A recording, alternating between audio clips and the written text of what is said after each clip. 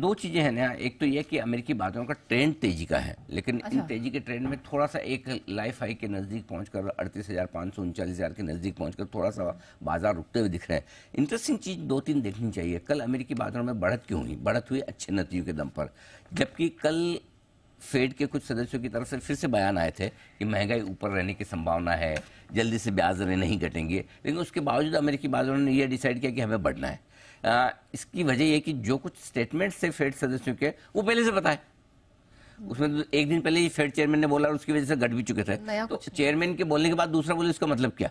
जब पहले ही मतलब वो बोल गए भाई साहब, तो उसके बाद उनके नीचे वाले कुछ भी बोले तो क्या मतलब? और बोले भी तो सेम ही, कौन सा अलग बोले? इसलिए अमेरिकी बाजारों ने रिएक्शन नहीं दिया, छोड़ जान दो, ठीक है।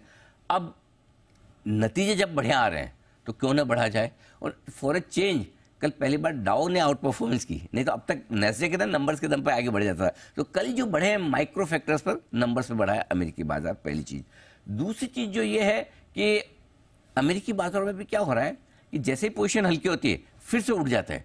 सो एक तरफा घटने का मूड भी नहीं है, टाइम वाइज करेक्शन ज्यादा है बजाय प्राइस वाइज करेक्शन के। तो थोड़ा सा वक्त बिता रहे हैं, इसमें बहुत तेजी या बहुत मंदी के व्यू नहीं है, लेकिन हमारे लिए तो क्या है, अमेरिका ना घटे उतना ही काफी है। और कल अब हम बंद हुए तब तो 60-70 पॉइंट डाउ फ्यूचर्स नीचे थे, उसके कंपेरिजन में 140 पॉइंट ऊपर बंद हो तो हमारे लिए तो कम से कम 200-250 पॉइंट की तेजी एक तरह से डाउन ने कर दी, वो हमारे लिए काफी है। सो आई थिंक अमेरिकी बाजार स्टेबल है, रेंज बाउंड है, बायस पॉजिटिव है, लॉन्ग टर्म का, मीडियम टर्म का, शॉर्ट टर्म में टाइम वाइज करेक्शन है, उसमें कभी आपको ऊपर कभी नीचे होते दिखेंगे। दूसरी चीज जो इंपॉर्टेंट है वो ये कि रेंज कल लंबे समय बाद अमेरिकी बाजारों की छोटी होती दिखी।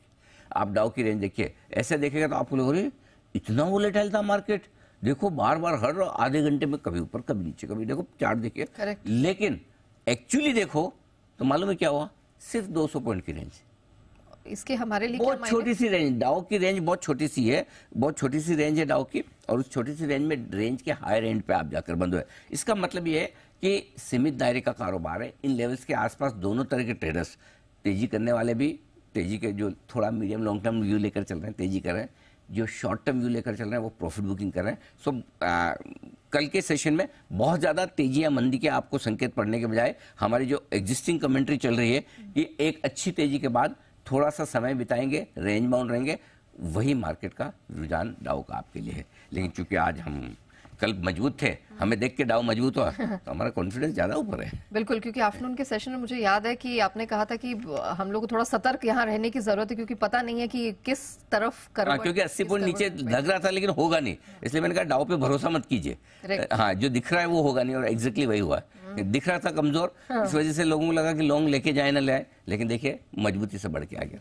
इसलिए हमारी राय ये भी थी 3-20 पे की जो लॉन्ग पोजीशन है उसे छोड़िए मत, लंबे समय बाद निफ्टी आपको बढ़िया क्लोजिंग 21,850 के ऊपर की दे रहा है, वो काम की। तो मतलब अब इसकी कॉर्पोरेट अर्निंग्स आधा तो सीजन खत्म हो गया, चलती रही तो फिर इनके लिए दिक्कत की बात। हाँ, नहीं कोई, which means okay for us.